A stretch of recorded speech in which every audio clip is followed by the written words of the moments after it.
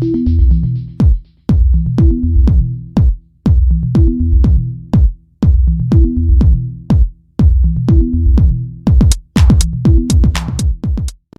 guys, welcome to our channel Metro Infotech. இன்னைக்கு நம்ம என்ன பார்க்க போறோம்னா ஒரு பட்ஜெட்டட் மினி எல்இடி ப்ரொஜெக்டரை அன்பாக்ஸ் பண்ணி அது எப்படி ஒர்க் ஆகுதுன்னு பார்க்க போறோம். ப்ரொஜெக்டர் என்ன மாடல்னு பார்த்தீங்கன்னா ஜெப்ரானிக்ஸில் பிக்ஸாப் ப்ளே 10 இதுதான் ப்ரொஜெக்டரோட மாடல் நம்பர். இதோட எம்ஆர்பி பார்த்தீங்கன்னா 11,000 ரூபா. இதே ப்ரொஜெக்டரை நம்ம மெட்ரோ இன்ஃபோடெக்கில் வந்து பர்ச்சேஸ் பண்ணிங்கன்னா வெறும் 8,500 ரூபா மட்டுமே.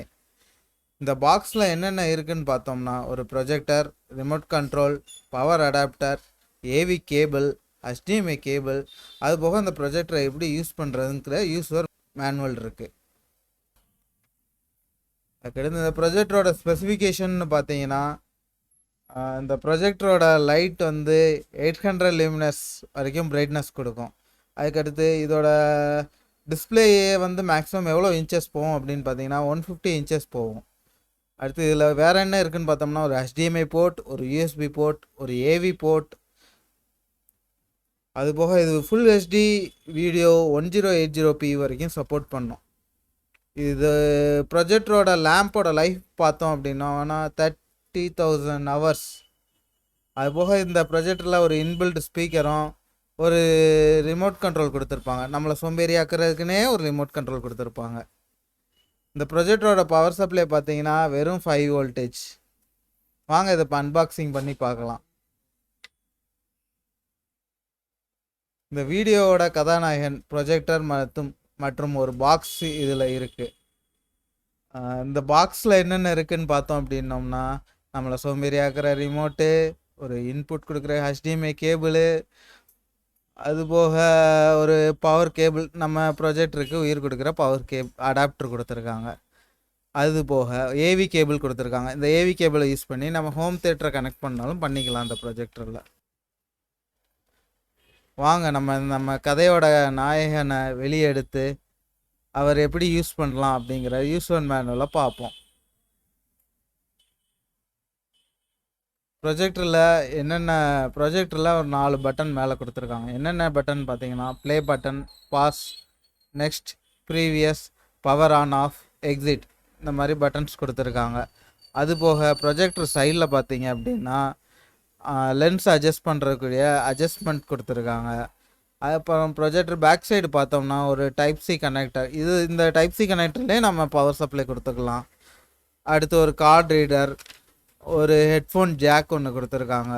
ஹெட்ஃபோன் ஜாக் இது ஏவி சப்போர்ட்டோடு கொடுத்துருக்காங்க. அடுத்து ரைட் சைடில் பார்த்தோம் அப்படின்னோம்னா HDMI கேபிள் கொடுத்துருக்காங்க, USB போர்ட் கொடுத்துருக்காங்க. அடுத்து நம்ம பவர் சப்ளை கொடுக்குறதுக்கு நம்ம அடாப்டர் கொடுக்குற மாதிரி ஒரு பாயிண்ட் கொடுத்துருக்காங்க. அடியில் பார்த்தோம் அப்படின்னோம்னா வால் மவுண்ட் பண்ணுற மாதிரி ப்ரொவிஷன் கொடுத்துருக்காங்க. நம்ம இந்த ப்ரொஜெக்டரை தலைகீழ ஒரு வாலில் வந்து மேலே வால் மவுண்ட் பண்ணாலும் பண்ணிக்கலாம். வாங்க அந்த ப்ரொஜெக்டர் ஆன் பண்ணி எப்படி இருக்குன்னு செக் பண்ணுவோம்.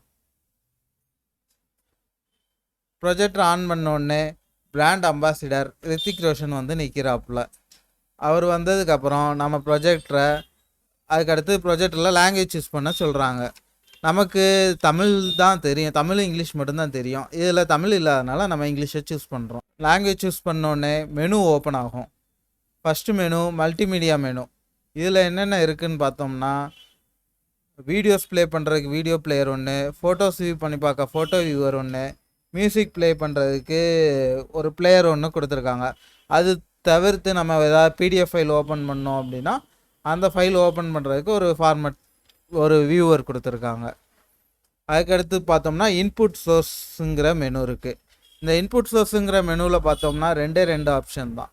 ஒன்று HDMI வழியாக நம்ம இன்புட் கொடுத்துக்கலாம், இன்னொன்று AV வழியாக இன்புட் கொடுத்துக்கலாம். HDMI எதுக்கு யூஸ் ஆகும் அப்படின்னோம்னா நம்ம லேப்டாப், கம்ப்யூட்டர் கனெக்ட் பண்ணிக்கலாம். AV எதுக்கு யூஸ் ஆகும் அப்படின்னா ஹோம் தியேட்டர் கனெக்ட் பண்ணிக்கலாம். நம்ம பழைய மாடல் DVD பிளேயர்ஸ் இல்லை வேறு எதுவும் AV சப்போர்ட் உள்ள செட்டாப் பாக்ஸ் அந்த மாதிரி எதுவும் கனெக்ட் பண்ணாலும் பண்ணிக்கலாம். அதுக்கடுத்து செட்டிங்ஸில் போனோம்னா எடுத்தோடனே பிரைட்னஸ் அட்ஜஸ்ட்மெண்ட் பண்ணுறதுக்கான ஆப்ஷன் கொடுத்துருக்காங்க. அதுக்கடுத்து ப்ரொஜெக்டர் ஸ்க்ரீனை வந்து நம்ம எப்படி செட் பண்ணிக்கலாம் அப்படிங்கிற ஆப்ஷனும் கொடுத்துருக்காங்க. அடுத்த செட்டிங்ஸ் மெனுவில் அதுக்கடுத்து அது கொடுத்துருக்காங்க. அதாவது எப்படின்னா நம்ம ப்ரொஜெக்டரை வால் மவுண்ட் பண்ணுறோம் அப்படின்னோம்னா அது வந்து ப்ரொஜெக்டர் நம்ம தலைகீழ திருப்பிடும். அப்படி திருப்பினோம்னா கண்டென்ட் தலைகீழ தெரியும். அந்நேரம் இந்த ஆப்ஷனை மாற்றி இன்வெர்ட் மோடுக்கு மாற்றிட்டோம்னா ப்ரொஜெக்டர் ஆட்டோமேட்டிக்காக நமக்கு ப்ரொஜெக்டரை தலைகீழ மாட்டினாலும் நேரம் தெரியும். அதுக்கடுத்து பார்த்தோம்னா இமேஜ் ஸ்கேலிங் கொடுத்துருக்காங்க. நம்ம இப்போ ப்ரொஜெக்டர் செட் பண்ணி ஏதோ ஒரு வீடியோவோ இல்லை ஒரு பிக்சரோ பார்த்துக்கிட்டு இருக்கோம். அது அவுட் ஆஃப் ஸ்க்ரீன் போச்சு அப்படின்னா அதை இமேஜ் ஸ்கேலிங்கில் கொடுத்து சைஸை ரெடியூஸ் பண்ணி நம்ம ஸ்க்ரீன் சைஸுக்குள்ளே செட் பண்ணிக்கலாம். செட்டிங்ஸில் அடுத்த ஆப்ஷன் பார்த்தீங்கன்னா ஆஸ்பெக்ட் ரேஷியோ கொடுத்துருக்காங்க. ஆஸ்பெக்ட் ரேஷியோவில் மொத்தம் 3 ஆப்ஷன் கொடுத்துருக்காங்க. இதில் நம்ம ஆட்டோ கொடுத்துட்டோம்னா அது ஆட்டோமேட்டிக்காக நம்ம இன்புட் சோர்ஸ் என்ன கொடுத்துருக்கோமோ அதுக்கேற்ற மாதிரி ரேஷியோ அதாவே ப்ரொஜெக்டரே சூஸ் பண்ணிக்கிறோம். அதுக்கடுத்து பார்த்தோம்னா ஸ்லீப் மோடு என்ன பர்பஸ் அப்படின்னு பார்த்தோம்னா இப்போ நம்ம ப்ரொஜெக்டர் ரொம்ப நேரம் யூஸ் பண்ணாமல் ஐடியலாக இருந்துக்கிட்டே இருந்துச்சுன்னா பவர் எடுத்துக்கிட்டே இருக்கும். அதை ரெடியூஸ் பண்ணுறக்காண்டி இப்போ ஸ்லீப் மோட் செட் பண்ணிட்டோம் அப்படின்னோம்னா நம்ம மினிமம் ஒரு 5 செகண்ட்ஸோ 10 செகண்ட்ஸோ யூஸ் பண்ணாமல் இருந்தோம்னா ப்ரொஜெக்டர் ஆட்டோமேட்டிக்காக ஸ்லீப் மோட் போய்க்கிறோம். இதனால் நமக்கு பவர் கன்சப்ஷன் ஆகும். இதுக்கு அடுத்து என்ன ஆப்ஷன் கொடுத்துருக்காங்கன்னா ரீசெட் பண்ணுற ஆப்ஷனும் சாஃப்ட்வேர் அப்டேட் பண்ணுற ஆப்ஷனும் கொடுத்துருக்காங்க. வாங்க இப்போ ப்ரொஜெக்டரில் ஒரு பென்ட்ரைவ் போட்டு அதில் இருக்க வீடியோஸ் MP3 இதெல்லாம் எப்படி ப்ளே ஆகுதுங்கிறத நம்ம இப்போ செக் பண்ணுவோம்.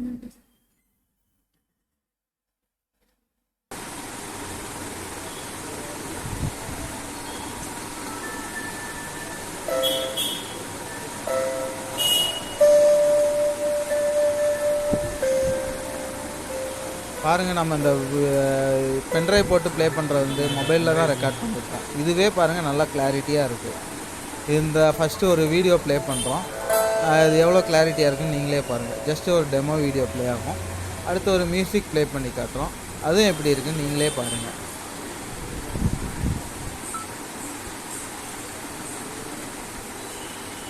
இந்த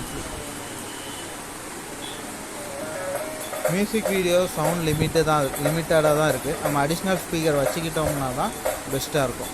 இல்லை நம்ம வீட்டுக்குள்ளே ஒரு 2 பேர் 3 பேர் மட்டும் உட்காந்து பார்க்குறோம்னா அந்த சவுண்டு போதுமானது. அதே இது ஒரு பெரிய ஹாலில் வச்சு பார்க்குறோம்னா கண்டிப்பான முறையில் இந்த ப்ரொஜெக்டருக்கு இன்னொரு அடிஷ்னல் ஸ்பீக்கர் வச்சுருந்தோம்னா தான் இதோட சவுண்ட் வந்து ஆடிபிளாக இருக்கும். இந்த ப்ரொஜெக்டரோட இப்போ அட்வான்டேஜ் டிஸ்அட்வான்டேஜ்னு பார்த்தோம் அப்படின்னோம்னா இந்த ப்ரொஜெக்டர் சைஸில் வந்து ரொம்ப காம்பேக்டாக இருக்குது. நம்ம எங்கேனாலும் கொண்டு போய்க்கலாம். ஹோம் யூசேஜுக்கு நல்லா பெஸ்ட்டாக இருக்குது. ரெண்டாவது பார்த்தோம் அப்படின்னோம்னா நம்ம பட்ஜெட்டுக்குள்ளே ஒரு 8500 ரூபாய்க்கு இன்றைக்கி ஒரு ப்ரொஜெக்டர் கிடைக்கிதுங்கிறது ஒரு பெரிய விஷயம். அந்த விஷயத்தில் பார்த்தோம்னா இது பெரிய அட்வான்டேஜ். இதில் டிஸ்அட்வான்டேஜ்னு பார்த்தோம்னா இதில் கீழே நமக்கு இப்போ டேபிளில் வச்சு பார்க்குறோம்னா அட்ஜஸ்டபிள் ஸ்டாண்டு அவங்க கொடுக்கல. நம்ம ஏதாவது இதுக்காண்டி ஒரு நோட்டோ ஏதோ ஒன்று தேடி அட்ஜஸ்ட் பண்ண வேண்டியிருக்கு. இதுதான் இதோட disadvantage. Thank you friends. Thank you for வாட்சிங் our channel. Please like and subscribe. Thank you all.